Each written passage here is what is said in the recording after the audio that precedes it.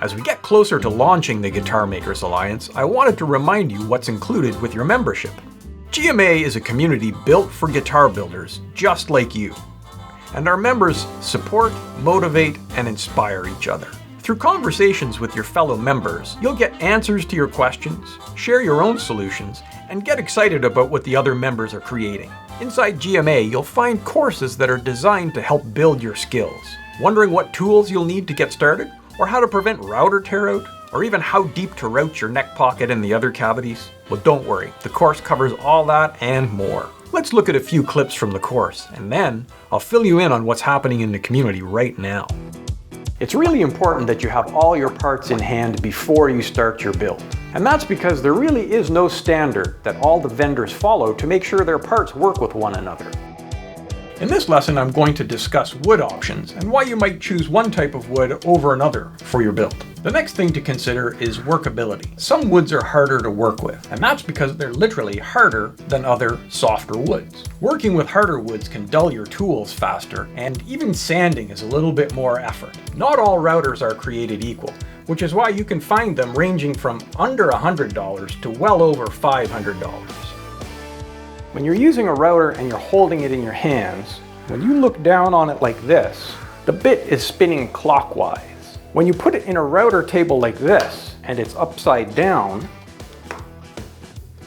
now the bit is spinning counterclockwise.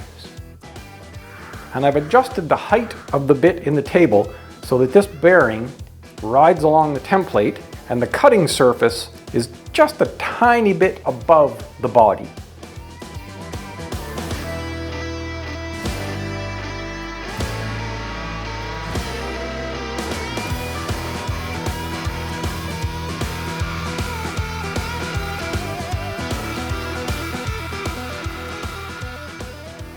The depth that we need to drill with our 5/16 inch brad point bit is technically 5/16 of an inch, but I always like to drill a little bit deeper. It would be really too bad if after your guitar was painted and you pressed these in, you drilled the hole a little bit too shallow and the ferrule wouldn't go all the way in. With a 1/4 inch router bit and a 1/2 inch bushing, we can't get the router bit right up against the template, which is a good thing. So a 1/4 inch router bit with a 1/2 inch bushing has an effect of reducing the size of the hole that you're routing. So you won't actually route a slot this big, you'll route one exactly sized to fit this block. It acts as a spacer. Those are just a few highlights of what's included in the Building Guitar Bodies course. The full course follows me as I build 2 complete Telecaster bodies, all the way from tools required to final sanding. Now I have some news I'm really excited to share with you. A few weeks ago, I invited a small hand-picked team of test pilots from around the world to join GMA early, under one condition. They had to give me brutally honest feedback. I needed to know if the community and courses were truly ready for launch. Their response has been better than I could have hoped. We've already had lots of awesome live streams, even though we're spread across 5 time zones.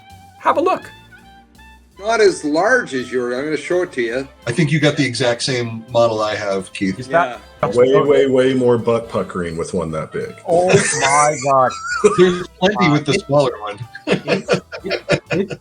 I have 8 electric guitars, a bass, an acoustic 12-string, and a banjo. But I do have an acoustic, I do have a bass, I have made myself 2 tellies, and I have a Strat, and I have a Epiphone Les Paul. And you keep them all on the floor next to you there? Yeah.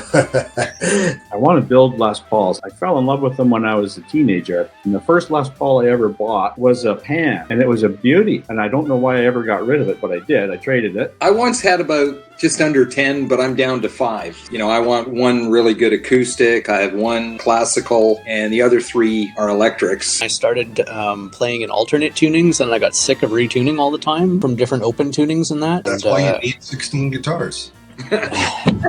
Yeah.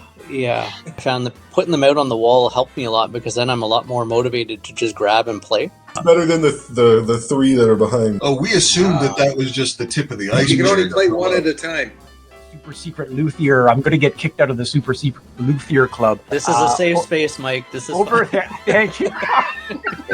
I remember one of my favorite things I ever did was I was using one of your templates and my friggin' double-sided glue came loose as I was doing the neck route, right? And I'm like, what do I do now? I was like, well, I got all the scraps. So what I actually did is I cut the part where I had routed over. But honestly, the best part has been seeing the community really come to life. This is what makes GMA fun. It's not just courses, it's community. Just this week, 2 of our members are excited to start their first guitar builds. 2 others are ready to dive into neck building. And another built a pickup winder and wound his first pickup. And the chat spaces are buzzing with everything from truss rod options to bandsaw tuning and even capacitor and potentiometer choices. We're almost ready for the full public launch, and I'd love for you to be part of it. Since you're on the GMA waitlist, you'll get early access before I announce it to everyone else. Alright guys, well it was good talking to you. We'll talk to you sometime this coming week. It was really All right. good to meet you all. Yeah, same here, you too. Jennifer. Sounds good. All right, guys. everyone. Good afternoon. Take care. All right, Bye-bye. cheers. And I'll Bye-bye. see you soon.